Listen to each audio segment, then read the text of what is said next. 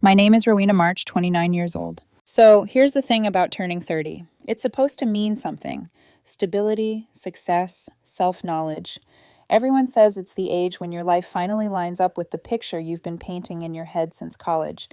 But for me, that picture started tearing at the corners the second I realized who wasn't at my birthday dinner. I'd planned it weeks in advance. A cozy, mid range restaurant downtown, all warm lighting and low jazz. Nothing extravagant, but meaningful enough for a milestone. I made reservations, sent out invitations, even ordered a small chocolate cake for dessert. My parents said they'd be there, my sister Kelly too. They'd promised. By 7:15, the table was full, except for 3 empty chairs: Mom, Dad, Kelly. The golden section of the family portrait missing in action. Should we wait? My friend Sarah asked, glancing at the empty spots. Just a little longer, I said, forcing a smile. Traffic's probably bad. By 7:45, the waiter's polite patience was fraying. My Aunt Barbara leaned over from 2 seats away, giving me that sympathetic half smile people reserve for funerals and forgotten birthdays. I felt my throat tighten. Let's just order, I said. My voice was too bright. Dinner went on without them. The laughter around me sounded like it belonged to another table. Every time my phone buzzed, I hoped, but it was never them. By dessert, I excused myself to the restroom, locked myself in a stall, and pulled out my phone again. One swipe through Instagram, and my stomach dropped. A selfie. Kelly, in designer sunglasses, holding up her passport. Caption: Barcelona bound. Thanks, Mom and Dad, for making this dream trip happen. I stared. The photo's timestamp, 1 hour ago, and below it, Mom's comment. So proud of you, sweetie. You're the only one we're truly proud of. The words cut like they'd been rehearsed for years. The only one. I read them again, and again, until the letters blurred. They hadn't forgotten my birthday. They'd simply chosen something better. A trip, paid for with what? They were always broke, always calling me our responsible one when I sent those monthly transfers to help with Dad's medical bills. I washed my face, redid my lipstick, and went back out. They got held up, I told everyone. Let's just eat. After dinner, after fake smiles and melted candle wax, I went home, poured a glass of cheap Merlot, and sat in the blue glow of my laptop. The joint account I'd been funneling money into for 7 years blinked on screen. I hadn't checked it in months. Automatic transfers made it easy to forget. The balance was lower than I remembered, a lot lower. 15,000 left, when there should have been at least triple that. Scrolling through transactions, I saw it. Travel agency. $3,800, boutique lease, $2,200, transfer to K. March, $10,000, gift, my $10,000. A hollow laugh escaped me. I zoomed out, scanning years of transfers, adding up numbers, over 30 grand. My money, disappearing into someone else's dream vacation and wardrobe. The next morning, my phone rang. Dad, there's a problem, he said. Panic creeping in. 15,000's missing from our account. We're calling the police. Someone hacked it. No one hacked it, I said quietly. I took it. You what? That money's for emergencies. Was Kelly's trip an emergency? Silence. Then he hung up. 2 hours later, Mom called. How could you do this to us, Rowena? You've always been so responsible. We're disappointed. Disappointed in me? I laughed, bitter. You mean the same way you were proud of Kelly on Instagram? That was taken out of context, she stammered. Oh, I'm sure. You just forgot the part where it was my money paying for it. That night, Kelly called from Barcelona. Rowena, you won't believe this view. The hotel's insane. Mom and Dad really outdid themselves. They even gave me 10 grand as spending money. Good for you, I said flatly. You don't sound happy for me. Not my problem, Kelly. What's your deal? Click. I hung up. 5 minutes later, a text lit up my screen. Jealous much? I stared at it for a long time, then deleted the thread. For 3 days, I planned my quiet revenge. The account was joint, under my name too. Legally, the money was mine. I began moving it in small amounts. 1,000 here, 2,000 there. Different times of day, so no alerts would trigger. By the end of the 3rd day, the balance was 0. 2 weeks passed. Kelly posted photos of Spanish sunsets. Mom liked them all. Dad didn't call. Then, one evening, his name flashed on my phone again. Rowena, we need to talk. You've crossed a line. No, I said. You did, when you used my money. You don't understand how hard it's been. I understand perfectly. He started listing bills, medical expenses, mortgage deadlines, the usual script of obligation. I ended the call mid-sentence. That night, I got a voicemail from an unknown number, a man's voice. This message is for Rowena March. Regarding the lease account for KM Boutique, please return our call immediately. Boutique. My blood went cold. The same transaction I'd seen on the statement. I hadn't signed anything. Had I? I replayed the message twice, then closed my laptop. My reflection in the dark screen looked like someone I didn't recognize, calm, expressionless, quietly furious. That night, I slept for the first time in weeks. I woke up the next morning with the kind of clarity that arrives like a slammed door. If I was done financing other people's priorities, I needed to fund my own. For weeks, I'd been seeing ads for a medical billing and coding certification. 6 months, tough curriculum, steady salary on the other side. I brewed coffee so strong it tasted like metal, opened my laptop, and enrolled. $9,000, paid in full from the money I'd reclaimed. 1 click to confirm. It felt like cutting a tether. The coursework hit hard and fast. Anatomy codes, payer rules, compliance policies that read like fine print etched into glass. I built a fortress of sticky notes around my desk, color-coded by system. At night, in the silence between HVAC hums, I studied until the lines on the page began to ripple. Sometimes I'd catch myself drifting. Bathroom stall tile, the sound of 3 empty chairs, Mom's comment under Kelly's selfie, but then I'd snap back and push through another module. I wasn't just learning a job. I was building an exit. They didn't stop trying. The calls stacked like dishes in the sink. Dad's clipped accountant voice. Return the funds immediately. Mom's wounded sighs. We're family, Rowena. Kelly's voice messages from rooftop bars in Barcelona. You're overreacting, chill. I let them roll to voicemail. Listened only when I needed to remind myself why boundaries exist. The unknown number left a second message. This is regarding KM Boutique. Please respond. I didn't. 2 weeks in, the knock came. Not gentle, not neighborly. A pounding so hard, the doorframe complained. Through the peephole, Dad's jaw clenched, Mom behind him with red-rimmed eyes. I stayed quiet until their voices rose enough to bring my across-the-hall neighbor out in a robe. Rowena, Dad barked. Open this door, now. Please, Mom said. We just want to talk. I kept my tone even. If you don't leave, I'm calling the police. You wouldn't dare, he snapped. I dialed 911, slowly, so the sound carried. They left with the drama of people who believe departure is a punishment. I slid to the floor, back against the door, and discovered my hands were shaking. Fear and fury feel similar inside the body. It takes practice to tell them apart. After that, they tried email. The subject line felt corporate, formal request. A demand to return $15,000, to apologize to Kelly for ruining her trip experience. I read it twice, then answered with a single paragraph. The money I sent for years was for medical bills and necessities. You spent it on Kelly instead. If you want funds returned, ask the person who received them. R. Send. The quiet that followed wasn't peace so much as a truce with no terms.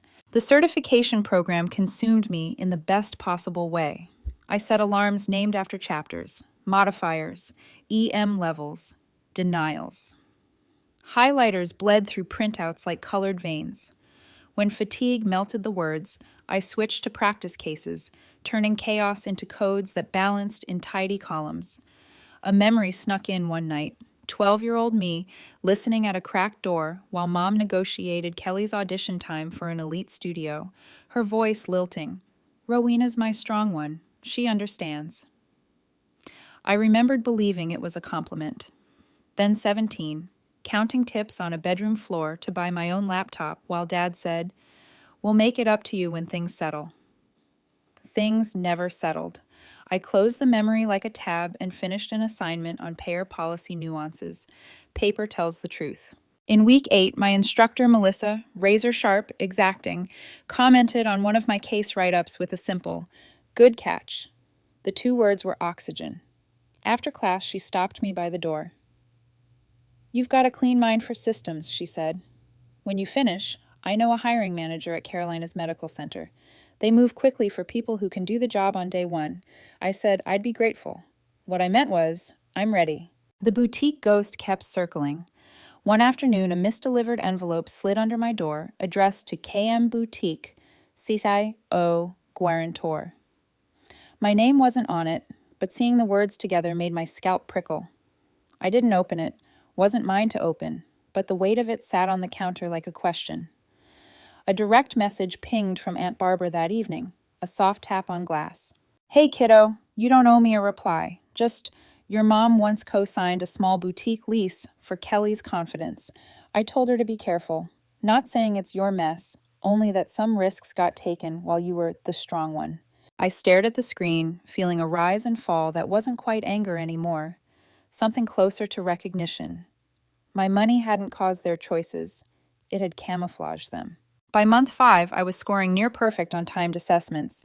Melissa's eyes tracked over my sheets, and she nodded, satisfied. "There's an opening now," she said, almost offhand. "Billing department, Carolina's Medical, starting salary around 75. Want me to send your name?" I swallowed the old instinct to downplay, to be agreeable, to say if you think I'm ready. "Yes," I said. "Please send it." The interview date came through in days. I ironed the blazer I'd once bought for pharmaceutical sales presentations. The morning of, I caught my reflection. Same face, sharper edges. The hospital's lobby smelled like disinfectant and lavender hand soap, a clean tension. I answered questions like my life had been preparing me for this test, because in a way, it had. They asked about denials. I told them how I reverse engineered a flawed workflow in a practice scenario. They asked about conflict. I said I prefer documentation to drama. When the panel thanked me, I shook hands firmly and walked out into winter light. On the drive home, my phone rang with an unknown number. For once, I picked up. "Hi, Rowena. This is Marcy from Carolina's Medical.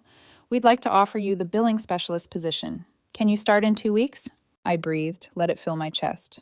"Yes," I said. "I can." That night, I posted a photo of takeout containers lined up like trophies and texted a few real friends over.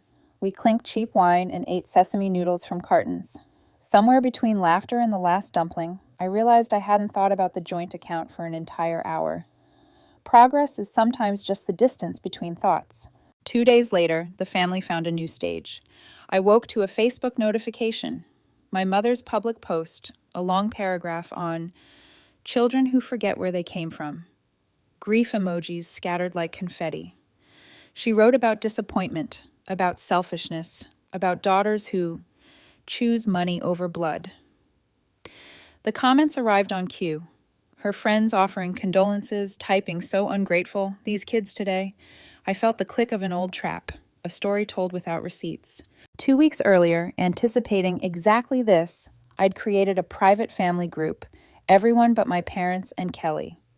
I added 3 screenshots: my birthday dinner reservation with timestamps, Kelly's airport selfie with Mom's "only one we're truly proud of" comment, the bank statement lines: travel agency, boutique lease, transfer to K March, gift. I wrote exactly 2 sentences. I helped for 7 years. They used it for other things. Then I muted the thread. Under Mom's public post, Aunt Barbara arrived with surgeon's precision. Maybe look at the facts before casting stones.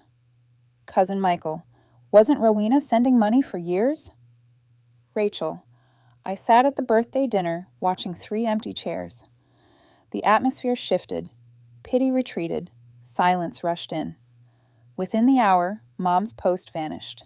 I didn't feel triumphant. I felt seen. It's different. Work began like the satisfying first chapter of a well-made book.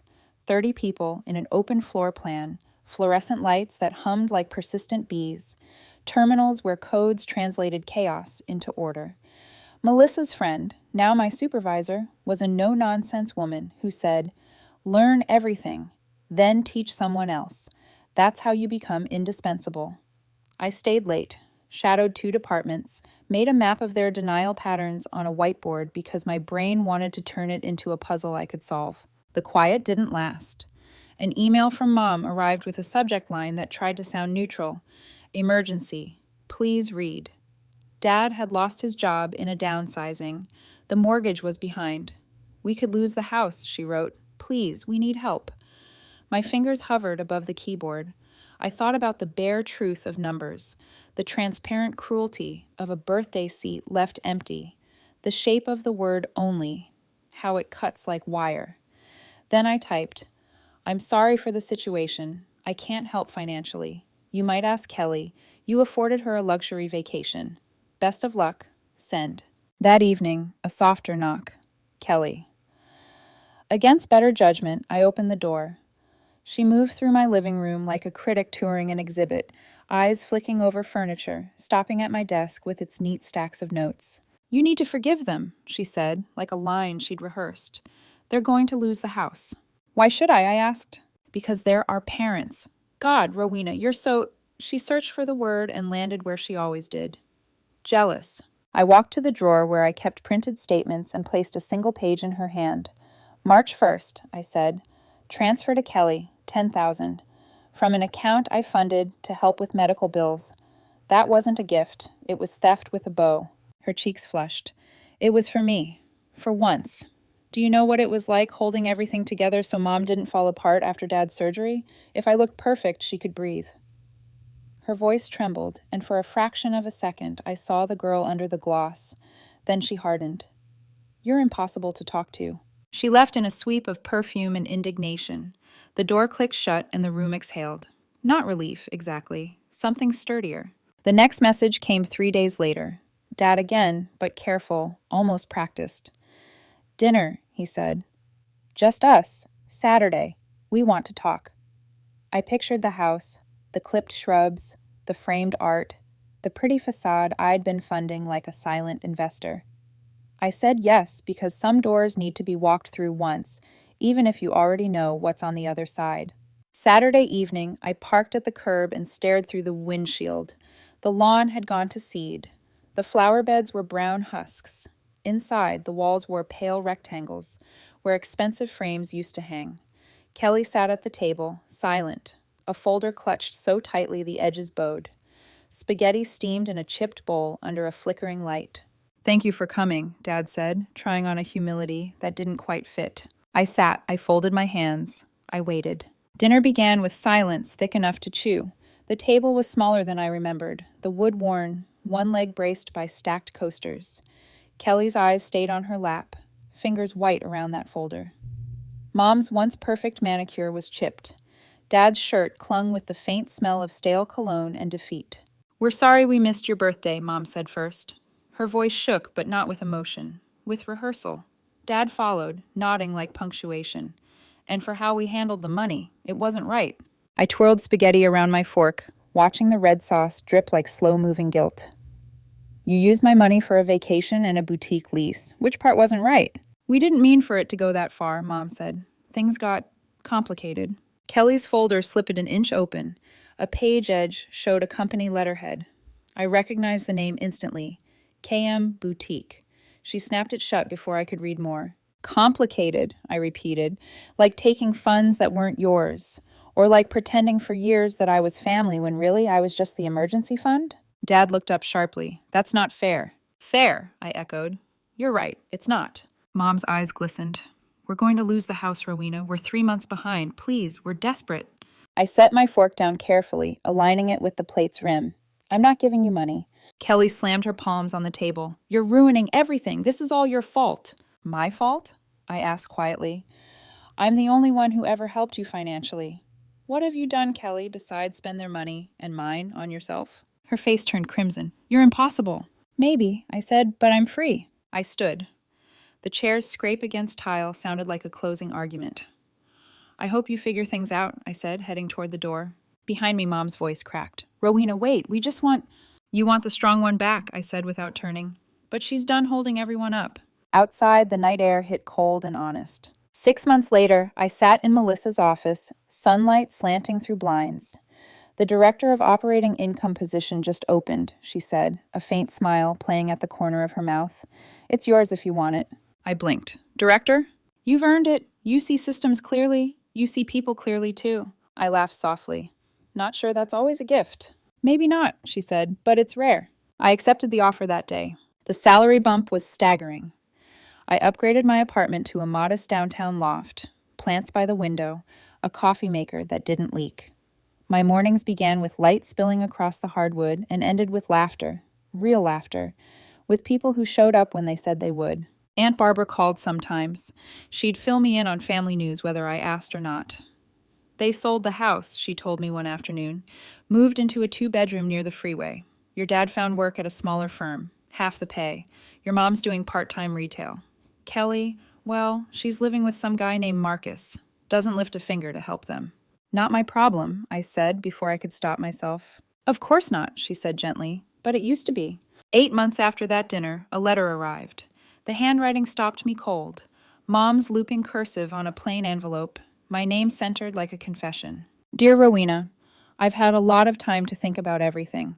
I understand now how you must have felt all those years, watching us give Kelly everything while you worked for scraps, using your money for her luxuries while you struggled, missing your birthday for her trip. I'm sorry, truly, deeply sorry. We failed you as parents. We took you for granted. We assumed you'd always be there, always helping, never complaining. And when you finally stood up for yourself, we called you selfish. You weren't. You were the most selfless one of all, and we threw it in your face. I know you may never forgive us, but I wanted you to know I finally see what we did to you. If you ever want to reconnect, we're here. Love, Mom. P.S. We really do need help with rent this month. If you could just... I stopped reading. The paper crackled as I crumpled it into a tight ball. It landed in the trash with a hollow sound, followed by a strange sense of relief. Even her apology had a price tag. Some patterns don't break. They just learn to write softer. That night, I sat by the window, city lights flickering like distant stars. My reflection looked calm, older maybe, but alive in a way I hadn't seen before. I'm 32 now, director of operating income at one of the best hospitals in North Carolina. I have friends who text good morning because they mean it, not because they need something. I'm dating David from IT. He remembered my birthday without a calendar reminder. We cooked dinner together last week, laughed about burnt garlic, and for once, I didn't flinch when someone said family. Mom and Dad haven't called in over a year. Kelly's name pops up occasionally in Aunt Barbara's updates. Apparently Marcus is gone and she's couch surfing now. I wish her well. I really do. But wishing doesn't mean returning. Sometimes, when the office is quiet after hours and the last printer hum fades, I think about that restaurant table, the 3 empty chairs, the laughter I pretended to join, the candle I blew out alone. I think about how much space they took in my head and how silent it feels now that they're gone. Do I feel guilty? Sometimes. They're still my parents. But then I remember the comment under Kelly's photo, the only one we're truly proud of, and the years of deposits that never bought a single thank you. I remember learning that peace isn't forgiveness, it's distance. I've closed the joint account, blocked their numbers, deleted the old voicemails. There's nothing left to transfer but memory, and I've paid enough into that. Now, when people ask about my family, I tell them this. I had to lose them to find myself, and I'm not sorry.